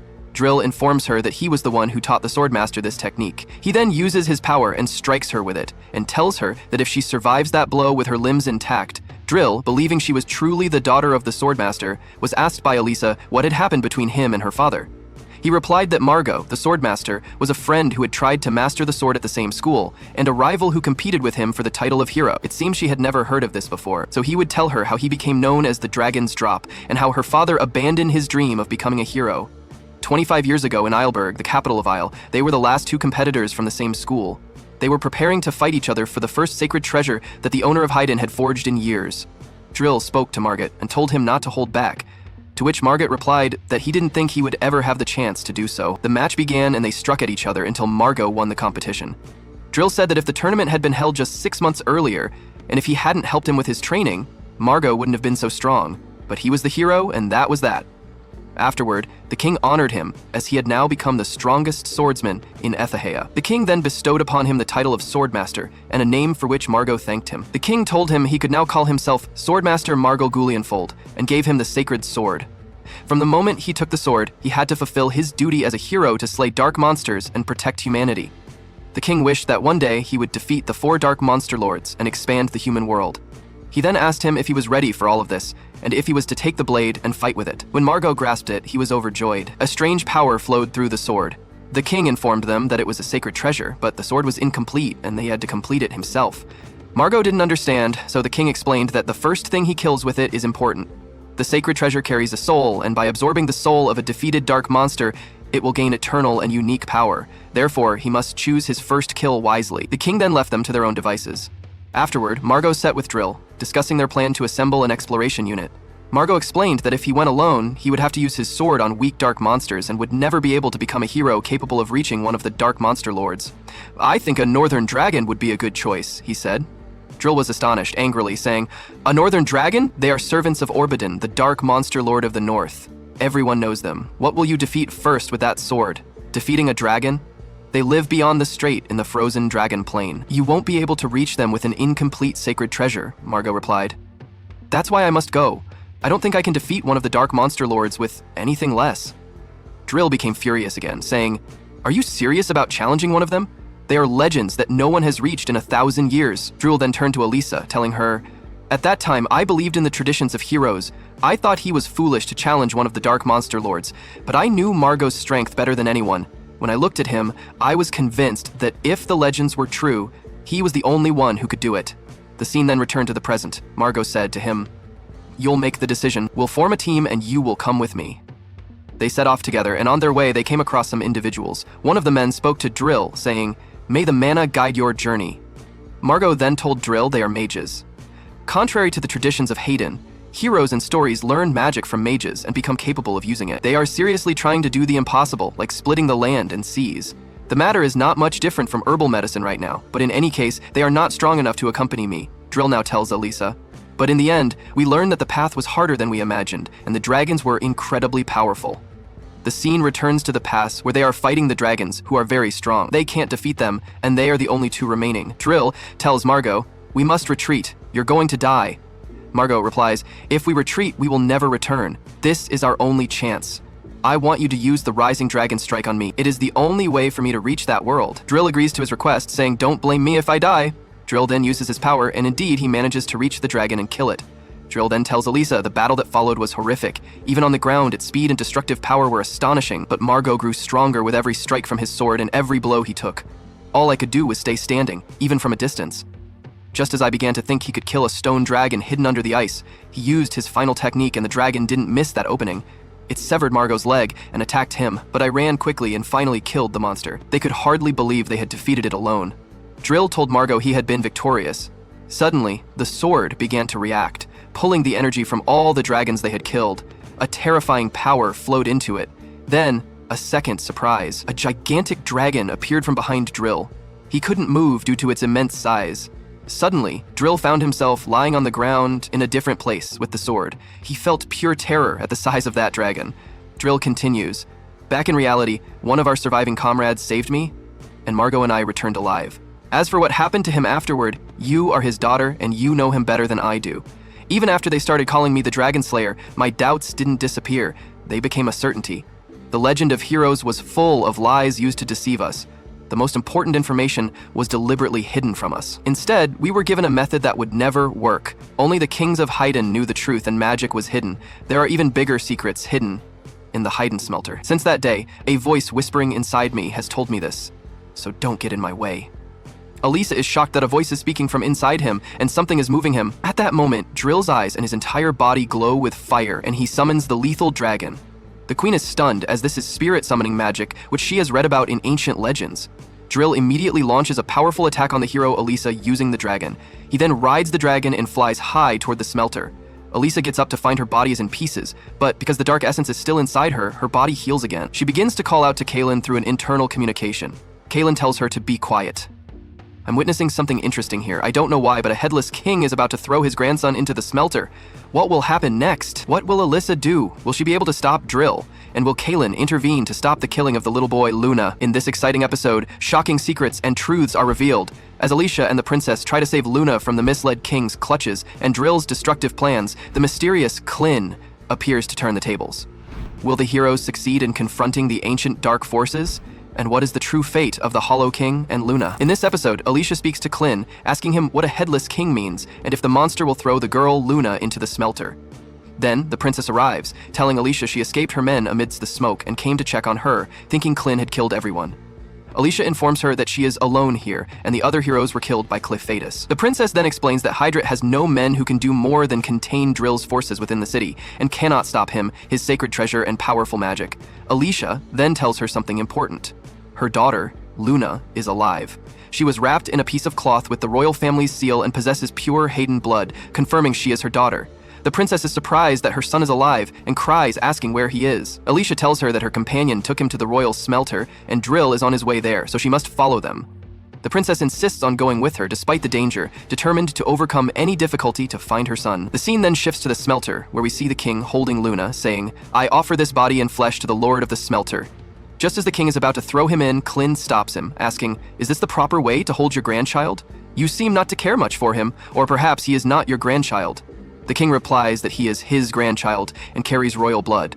Clin asks why he wants to kill them. The king explains that his body does not move by his own will. Everything happens according to the smelter's will. Whoever is to become king is burned in this place and reborn from the ashes to become king. These customs have existed since ancient times, and their true name is engraved in the smelter. From that moment, they become unable to disobey the smelter. This child is known as Hadilia VI, but his true name is Toth, and his name has not yet been engraved on the smelter, so the smelter cannot force him to jump in. Therefore, it forces another body to move instead. Clin then understands that the king does not need his head, which is why he is called the Headless King. The king then tells him that his son feared the smelter's call and ended his life with his own hand. He realizes he made a mistake by telling him the truth before he became king, as he wanted to leave his son the freedom of choice, but that was a mistake, leading to his son's suicide. He then throws Luna into the smelter, saying, "The legend of the hero from ashes to king." The scene then transitions to Drill, who is on the back of a dragon. He realizes that Luna has been thrown into the smelter and decides to retrieve him and destroy the world. We see Alicia and the princess on their way to the smelter. Along the way, the princess tells Alicia something her husband said before he died.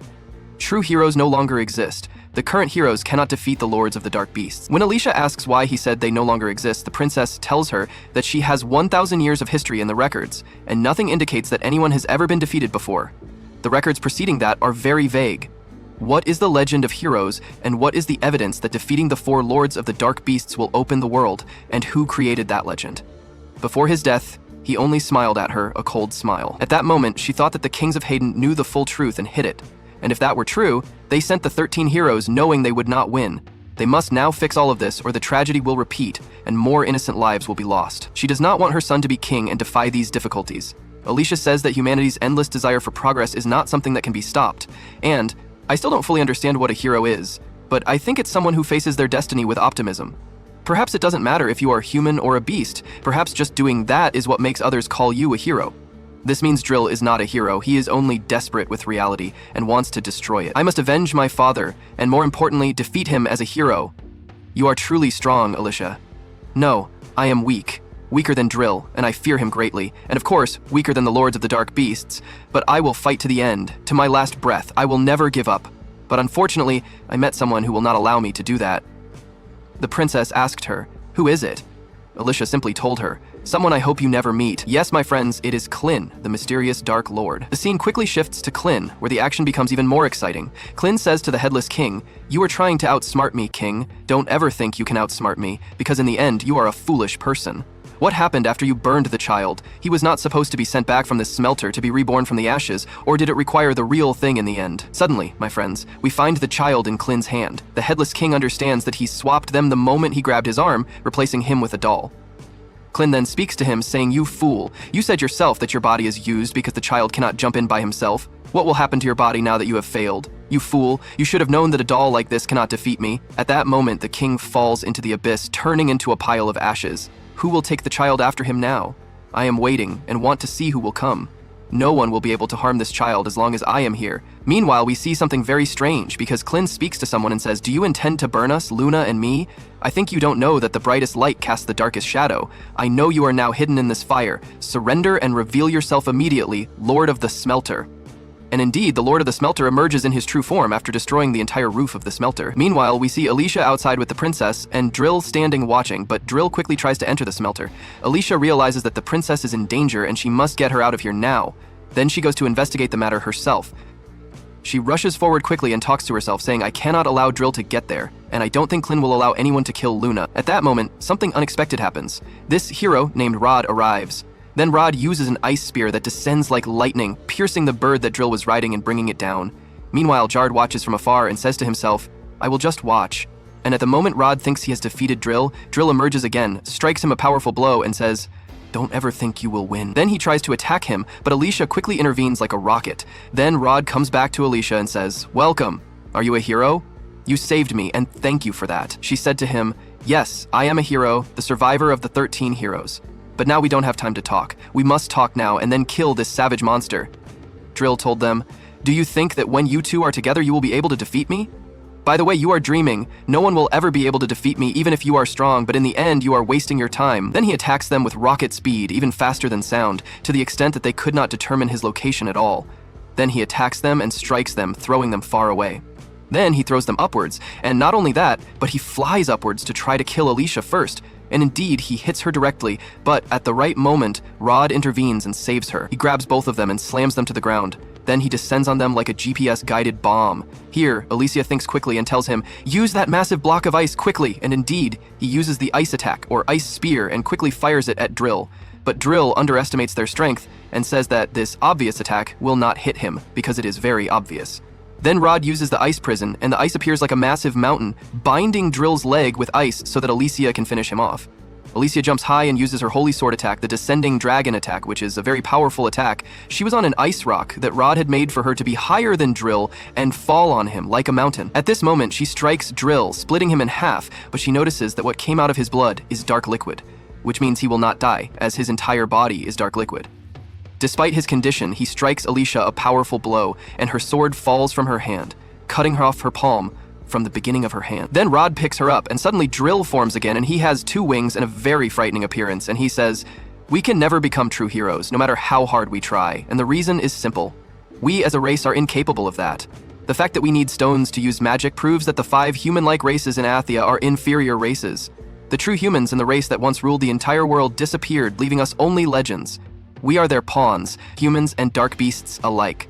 To end this, every trace of the hero's legend must be destroyed." Then Drill launches a powerful fiery attack, but Rod tries to block this powerful blow with all his might and uses his sword like a fan to protect the hero Alicia. But Drill presses him hard, and at this moment, Clin appears and knows Drill's true purpose and understands what he is striving for, but what the Dark Lord of the North Warden is striving for. And when I think about it, I have never seen these true humans. Does that mean they disappeared before I ascended the throne? This means they disappeared more than 1,000 years ago. Zaftir knew and did not tell me, but I do not believe he is a remnant of the hero's legend. Then a golden book just appears. Clin says that he can read it. I had to use my infinite shadow to block enough light to do this, otherwise the light and heat would damage my eyes. The moment he saw it, the smelter disappeared. It seems this is the Lord of the Smelter, so a book that killed the kings of Hayden and reshaped them from ashes and forced them to serve it. How ridiculous. Is this another type of magic? Is the existence of this thing the reason Alicia came to fight? So Luna was destined to burn, and because of this thing, this castle was destroyed, and it planned to destroy all of humanity. Then he laughs his secret laugh and says, "This makes no sense at all. I have not inherited the memories of the previous Dark Lord, but I can imagine that the position of Lord and our role in guarding our lands exists to confront a ridiculous legend of a race that vanished long ago. The world is in chaos, and so am I." Then he puts the little child Luna on the ground and leaves him saying, "I will abandon the idea of destroying humanity, and I don't care about the Book of Thoth. I will return to my mountain." I hoped something would change. Then this book falls to the ground, and when Clin leaves Luna, he cries a lot. What will happen next? And will Clin eliminate Drill, or what will happen in the next episode? Wait for exciting events in this great anime, but please subscribe to the channel and activate the bell button to receive all new updates. Our final chapter explodes onto the screen amidst a great and terrible battle. The world is on the brink and all stand at the ready. Then, from the earth and shadows they emerge, colossal beasts, leviathans of destruction, that begin to tear through the homes of the innocent. The army unleashes a barrage of cannon fire, but their efforts are futile. The shells burst harmlessly against the monster's thick hides. The scene cuts to Clin, his voice a cold, detached narration. "They say the world was born from chaos," he muses. "And if that's true, then so was I. Are these truly my words, or am I simply bored?" He gazes out at the carnage, his eyes reflecting a world drained of color, a gray, monotonous world. He looks down at the small boy in his arms. Why am I still carrying this little monkey with me? With a heartless shrug, he sets the child, Luna, on the ground and begins to walk away. "I'm abandoning the idea of destroying humanity," he informs us. "I no longer care for the Book of True Humanity, nor the Book of Tua. I will simply return to my mountain." The sacred book falls from his grasp, landing near a terrified Luna, who lets out a piercing shriek of fear. From the heart of the battle, Alicia's voice cuts through the chaos, calling out to him. "Clin, don't you dare leave! Don't you dare let Daryl destroy this world!" Clin doesn't even turn. I have no reason to stop him. The fate of humanity is of no concern to me. "I'm not talking about humanity," Alicia cries, her voice filled with desperation. "I'm talking about Luna. Have you seen his eyes? I dare you, Clin. I dare you to look into that child's eyes and still say this world is gray. I don't care about true humanity or what a true hero is. I don't care if the ancient legends are all lies. Look at him, Clin. Look into Luna's eyes." He pauses. He turns. He sees the small child, struggling to stand on his tiny legs. his face streaked with tears as he sobs uncontrollably. Clin's gaze meets Luna's. Alicia's voice softens, pressing her advantage. Wasn't it the sight of his eyes that first made you want to see him grow up? We see Luna stumbling towards Clin, his cries echoing in the desolate landscape.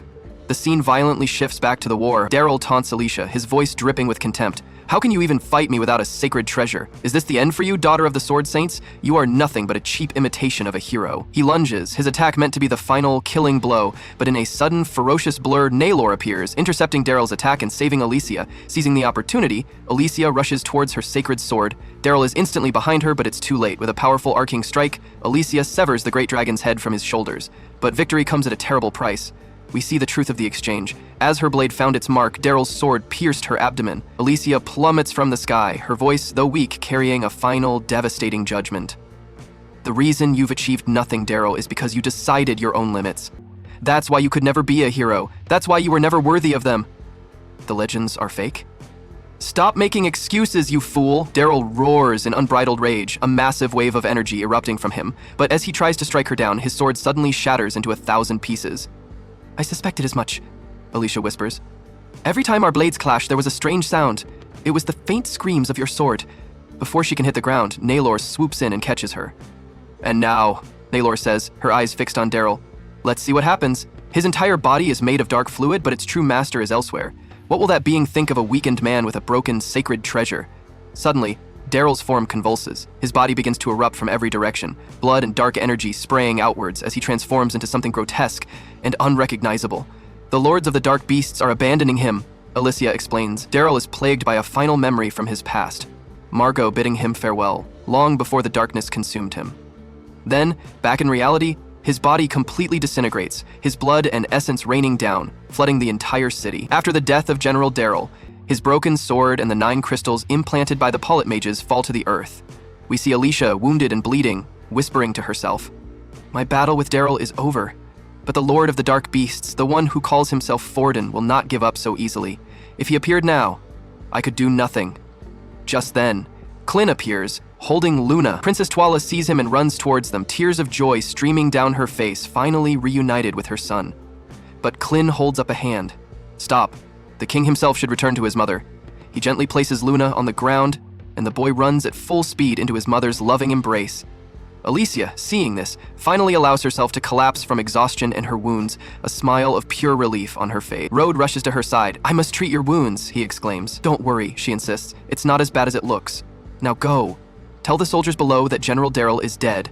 End this war. Rodin nods and sprints to deliver the news. A lizard-like creature materializes behind Clin. You will regret the events of this day, it hisses. Tua's awakening is near. Clin's eyes narrow. Clevatess, he says. I know nothing of Tua, and I have no intention of learning about it from you, my enemy. He raises his hand, and the creature is instantly engulfed in flames, incinerated to ash. This battle may be over, Clin says to himself, but there is still much for me to learn from this world of humans. Rode reaches the soldiers, holding Daryl's shattered sword high. Alicia has slain General Daryl. Both sides, lay down your arms. When Daryl's men see the sword, they break ranks and flee. At long last, the war is over. Elsewhere, in a dark chamber, a man reaches for a glowing sphere. An old man stops him. Do not. The one within is still alive. It simply refuses to come out. No one must approach it. No one must see it. Back in the city, soldiers are arresting Daryl's remaining men. Alicia is recovering. She can move her limbs, but pain still shoots through her. The wound in my stomach still hurts, she admits. Clevatess' voice echoes in her mind. I healed a mortal wound in an instant. Of course it will still ache. Reconstructing your body was a complex task. I intentionally let you bleed so no one would suspect. From now on, we must keep this power a secret. What do you think, Clin? Alicia asks him aloud. I don't know what's true or false anymore, he replies. All I know for certain is the name Tua, and the fact that its book controlled the kings of Haddon for generations. The truth might lie in the legend of the heroes. The key I found with the book. It fits the lock, but it won't turn. And it doesn't seem like something that can be forced open. Suddenly, the captain of the guard enters. The hero and her companions have been summoned. Queen Twale awaits you at the palace. The scene shifts to the throne room. The queen is radiant with joy, her child safe. She greets Alicia and the others. I can never thank you enough. To everyone's surprise, Naylor falls to her knees, sobbing. Your Majesty, I am so sorry. The queen is taken aback. Clin explains. She believes her humble birth makes her unworthy of nursing the future king. The daughter of a slave and a common bandit, she has been murmuring about how she has defiled the king's mouth and other such things. The queen walks to Naylor and gently lifts her chin. Raise your head, my child. I will not hear such talk.